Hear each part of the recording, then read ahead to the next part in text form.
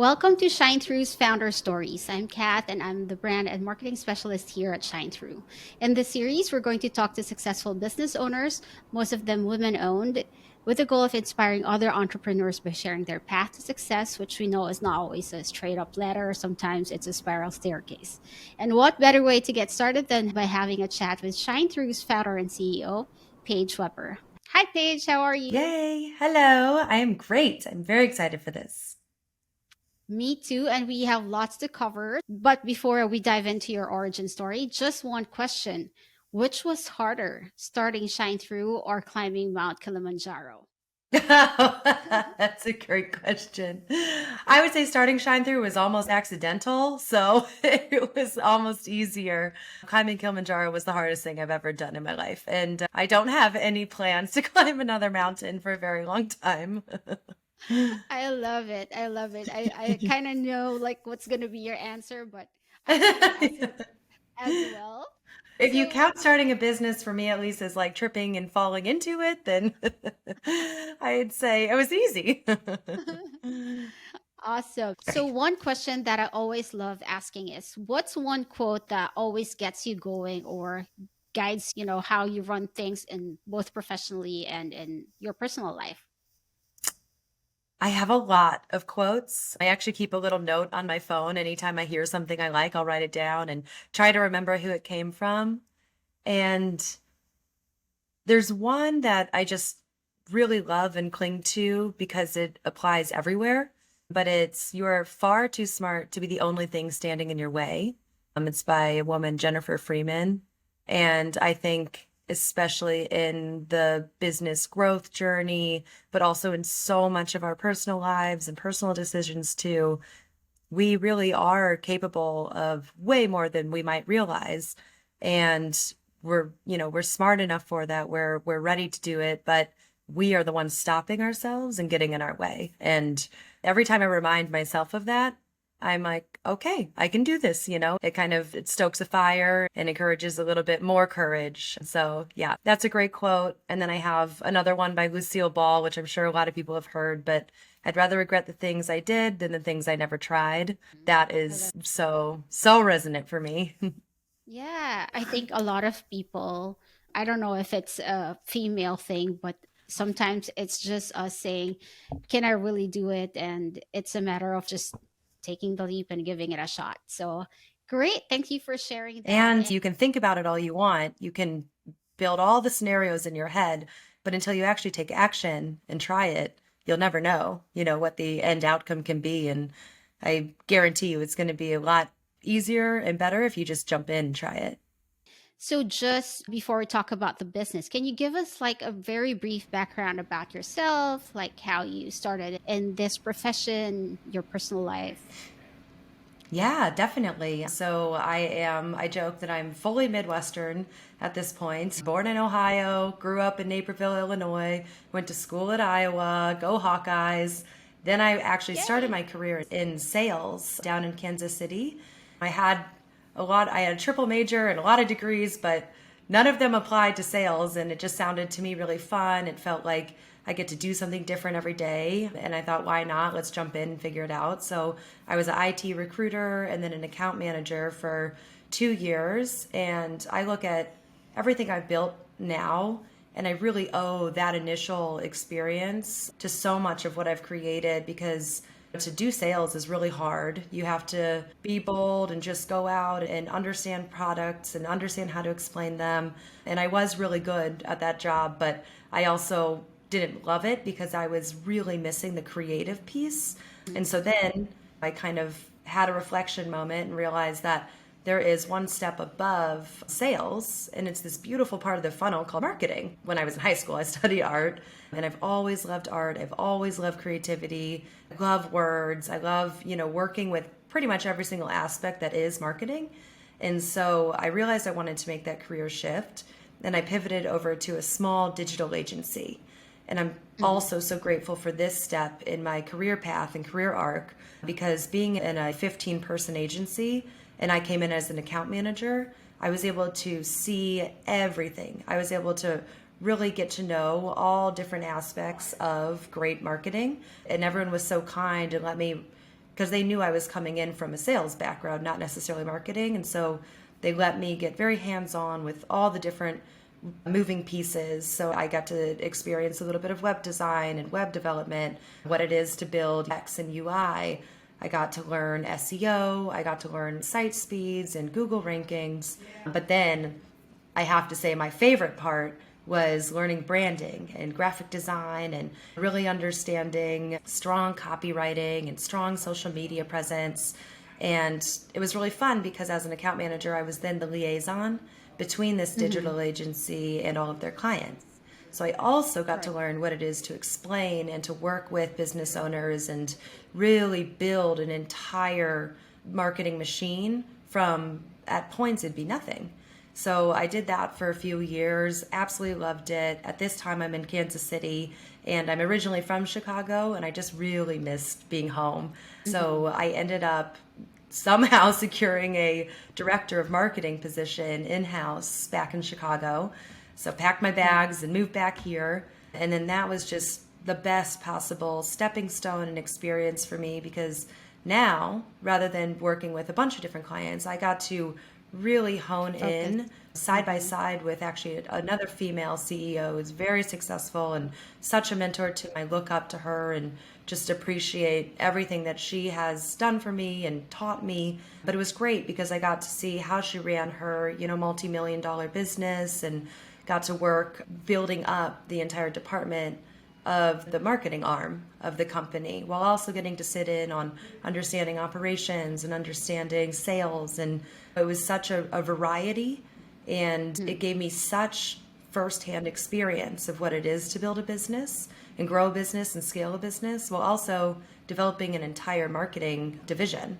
And so I was there for multiple years and just loved it, and definitely felt that spark inside me growing as I thought, man, I would really love to do something like this. I would love to create something of my own and create a business. And so in partnership, I actually launched ShineThru, spoke with my CEO at the time, and she was sad to have me leaving as an employee, but we actually both agreed to work together as partners.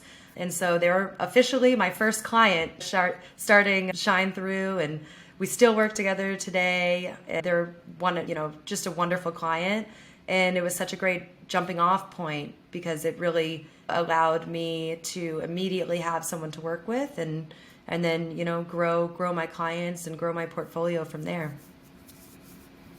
That's an awesome story. Just taking a step back, was there like a thing that happened, a trigger point, which pushed you to say, I really want to start ShineThru. I really want to start my own agency? Yes, I distinctly remember. So at the time, we had done a really great job with rebranding and getting the word out about the company I was working with.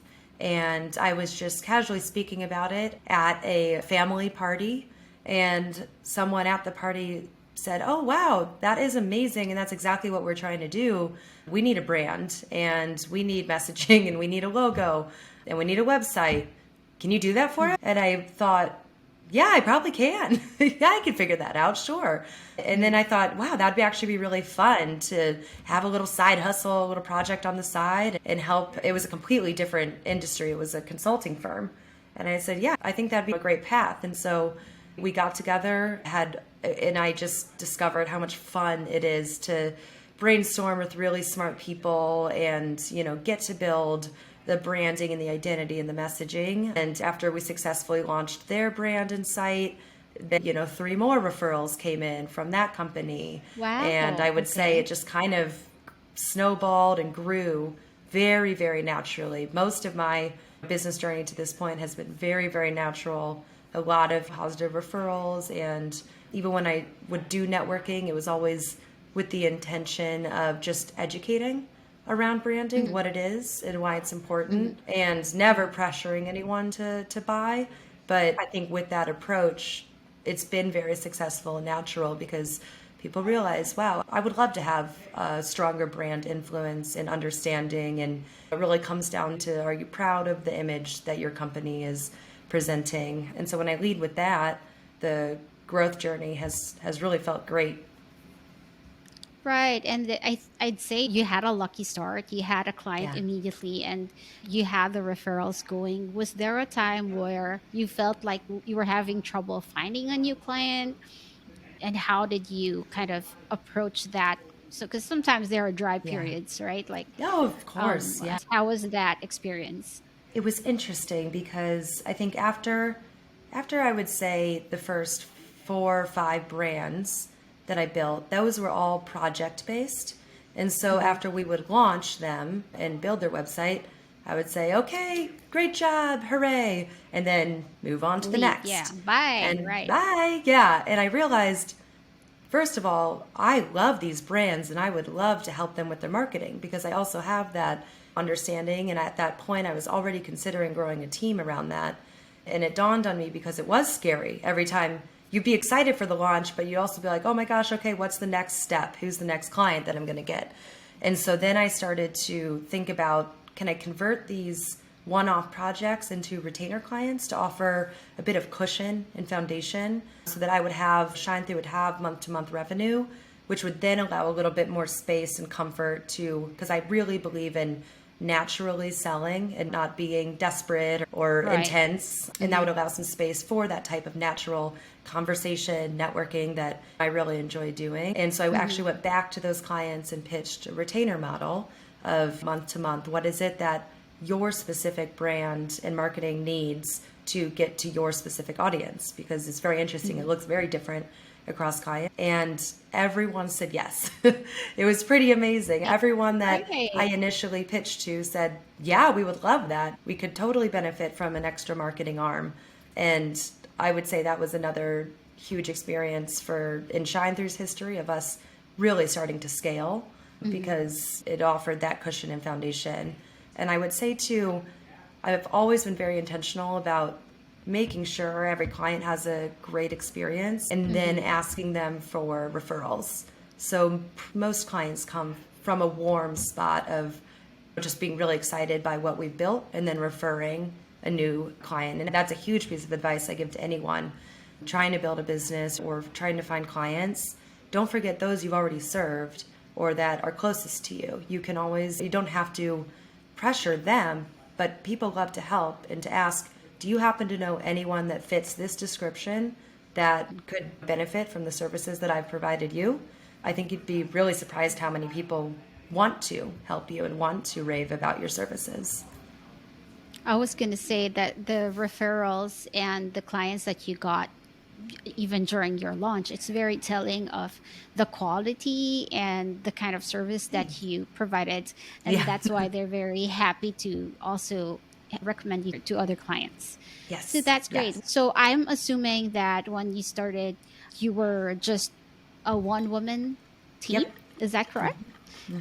And how do you That's go right. about building your team? And I guess like the better question there is, when did you start thinking that, okay, I think I'm growing and I need to build my own team? When did that It was happen? definitely around that point of switching into month to month retainer models Hmm. because that, rather than it being a very clear sprint schedule, which is where you can just see on the calendar, okay, these weeks I'm just working on this project, these weeks I'm just working on this project. Once I started to offer a certain amount of hours each month for a lot of different clients, and to your point earlier, I really care about top notch quality. I anything I put ShineThru's name on, I really want it to be beautiful and unique and something that people are very proud of. And I immediately sensed that when the amount of clients and monthly retainers started stacking, I was feeling a lot of pressure to keep up that quality. And so that was where I first looked into, I looked into referrals per usual. Hmm. I reached out to Yeah. my network and asked, does anybody know anyone with these specific skill sets? I think it was a social media person, graphic designer, and everyone had so many people to In refer, connection. Yeah. great Oh, okay, connections. cool. Hmm. Yeah, that was fantastic. Signed everybody on as contractors kind of slowly to test it out because this was the first I was really recruiting again or Hmm. hiring people. So I had a lot of the process to figure out. And over time, I started to pay attention. I brought on a few interns, for instance, and I realized I would really like this to scale even more. I would like to have Mhm. really quality team members that maybe they're still contractors, but they're more skilled and they're more consistent with helping me. And so that's when I went to actually to Upwork. I found you, Kath. Mhm. I found a VA, project manager at the time, a social media person, and I've just been blown away with the quality that comes when you really approach your team as here's your responsibilities. I believe in you. And if you could just do the things without too much micromanaging, I feel like Mhm. all the quality has been skyrocketing and so great and so reliable. And so that's actually where we're at now. I think with hopes and ambitions to continue growing and continue adding to that number. But I'll admit, it's all been trial and error. It's all been, to the quote earlier, okay, Right. seems like I need help. Let's just figure it out. Let's say yes, and let's Right. try to hire the interns that don't have marketing experience and then train them. Or Mhm. let's take a gamble on a social media person that only could work during certain hours, and she was wonderful. So yeah, it's been really everything has been very positively validating. That's really great. So far, like with the clients and finding the right people, it has been like an easy path for you. What were some of the biggest challenges that you faced when you started? And I guess how did that affect scaling Shine Through? Yeah, what I've been paying attention to a lot is you need to, if you are running a business or planning to, or the owner of a business, you have to be really conscious and careful about where you learn information and what information you decide to act on. Because I was actually noticing that I was listening to Gary Vee and to Tony Robbins and all of these amazing Ed Milet, amazing male business lead. Oh, and then Mhm. I love real estate too. So I was listening to a bunch of men speak on Mhm. how they scaled their Mhm. businesses and how they made all this money and how easy it is. You just have to be analytical and do X, Y, Z. Yeah. And I would try that and would get so frustrated because it wasn't working and it wasn't working fast enough and I wasn't at the high, revenue amount I was hoping for, and it would be discouraging and it would waste my time and energy and it would, take me away from the really beautiful creative work that I was doing. And I started to Mhm. realize this is challenging and this feels like a huge, like I am messing up or doing something wrong because I'm not tuning into or listening to the right the right I don't want to say demographic because it can also be males too, but I'm not listening to Mhm. the right advice for my business. Right. My business right Mhm. now is very much a service business. It's a creative business. It is building unique brands, which needs empathy and it needs attention to your clients. And I know that's why we've had so much success. I'm not scaling a tech e-com company. It's a Mhm. completely different, that's a completely different playbook. And so as I started to realize, let's move away from just pushing for money and, finding motivation kind of in that regard, I want to push for quality. I want to push for joyful, great client contact and communication and relationships and great team relationships. And I swear, when I was able to switch into that mindset, everything came easier. More clients showed up, but strong team members showed up. It's just been kind of a shift in what is the advice that I'm acting on and listening to, and not being so hard on yourself. I think we all have this tendency to be so hard on ourselves if we're not seeing certain results. Maybe you go back and you ask yourself, is that result right? Why Mhm. are you driving towards that? For who did you get the idea to need that? And maybe is there a Mhm. reframing you can do to make whatever the goal is or the end result apply better to your situation? That's from my experience being in a Mhm. service-based business. Obviously, there is such value in the analytics and in the numbers and having goals, but I just was not quite yet at that step. I needed to, you know, dig a little deeper foundationally with the actual day-to-day foundations of what I wanted to be doing. That resonated with me. I used to listen to those guys as well until I finally tuned them out. I'm like, you can be successful without being harsh or, Yes. I mean, it's a case to case scenario. So I learned Yes. to just stop and just like what you said, just keep trying and Yeah. determine what your strengths are. And I think that's why we enjoy Yes. working together. Exactly. You mentioned about being a female founder. I'm just curious, did you have any struggles or issues being a female founder? Because we know it's been an issue for a long time. So just curious Yeah. if you've had that experience. What I will say is if you pay attention to trends and the growth and trajectory of businesses, female businesses, I'm not sure what the stats are, but they are much less likely to grow to a certain point. They usually are only in business for a certain amount of time. Luckily, those stats are changing.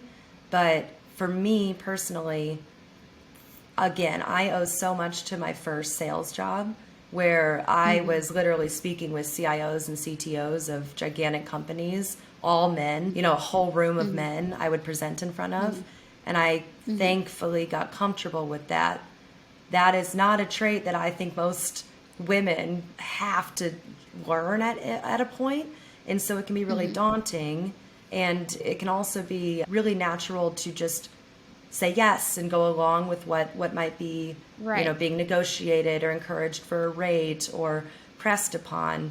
So for me, I would say it's been really hard, definitely, and it's because I've had to give a certain presentation of myself and of my business. I've had to have some pretty grueling and gritty negotiations. I have a lot of wonderful male clients, but it's always that initial meeting point, discovery point, and then proposal point where it's so important that we as women remember we are, just as worthy and qualified as that man sitting across the table.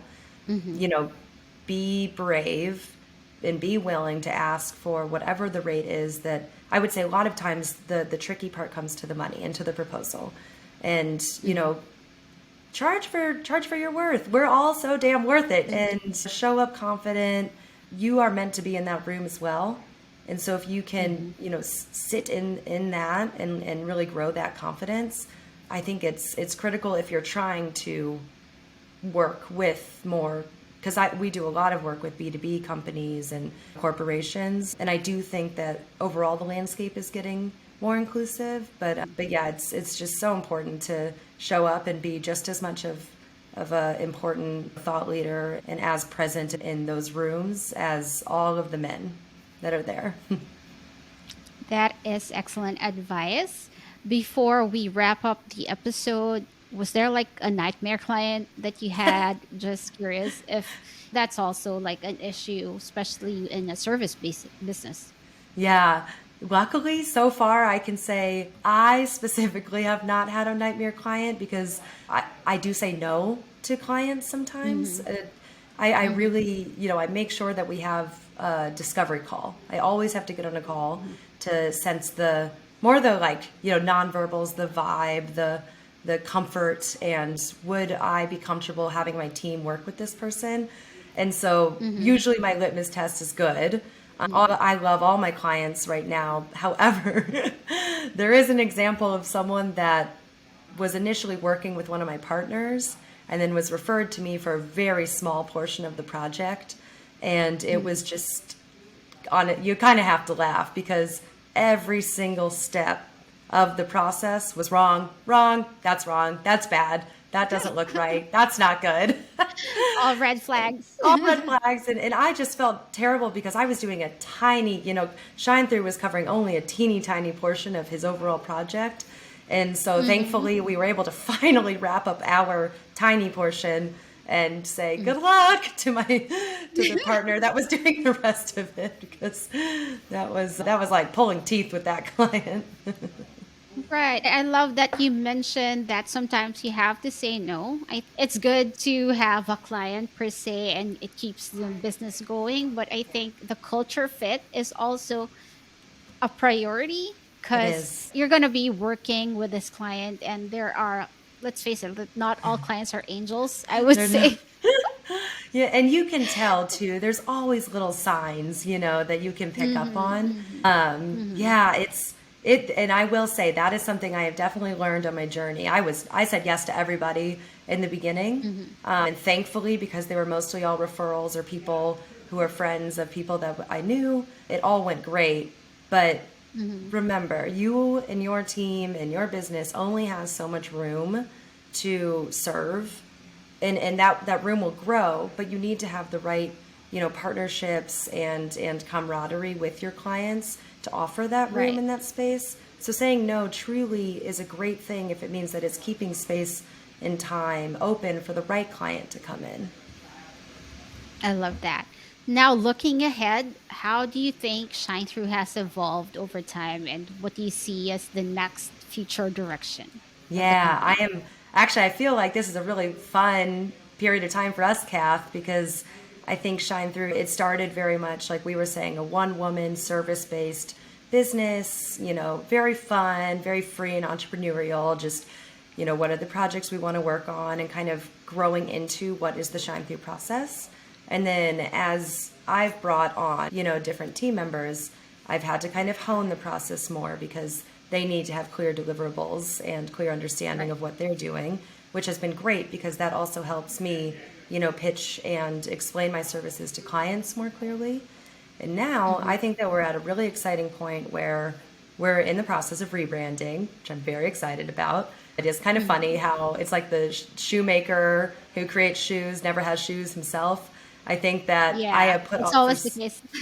yeah, I build brands, yet I put off for so long, truly, really solidifying my brand in a polished style that I like. So now, Mm-hmm. thankfully, with the team's help, we're really getting that started. And for the evolution piece, I'm just so excited to turn what was primarily service-based business into a very sleek brand that I hope is broken up by, service clients, hopefully also offering some courses or products to a different Mm-hmm. subset of clients. Because speaking Mm-hmm. of some of the clients I've had to say no to, sometimes it is financial and they might Mm-hmm. not be able to afford what our one-on-one clients can afford. And Mm-hmm. I've never forgotten about them. I really want to offer them something that will still Mm-hmm. help them and will still give them guidance. And so Mm-hmm. I've always had on my heart to try to create some sort of course or guidebook or framework Mm-hmm. that we can Mm-hmm. sell to them at a much lower ticket price. Mm-hmm. So, hopefully productizing again in a natural way. And I'm So excited to be doing, exciting. yeah, and I'm excited to be doing this conversation. Hopefully excited for many more like it because I think the Mm-hmm. other piece that's missing right now is really the shine through thought leadership and making our name known and helping to get more influence created. So I think those are the three pillars, and we are doing a great job at the service oriented part, and now it's just about building and creating, not forcing, but growing that momentum, and hopefully that with that the business will grow. In fact, not hopefully, I know because I've seen it now, it will.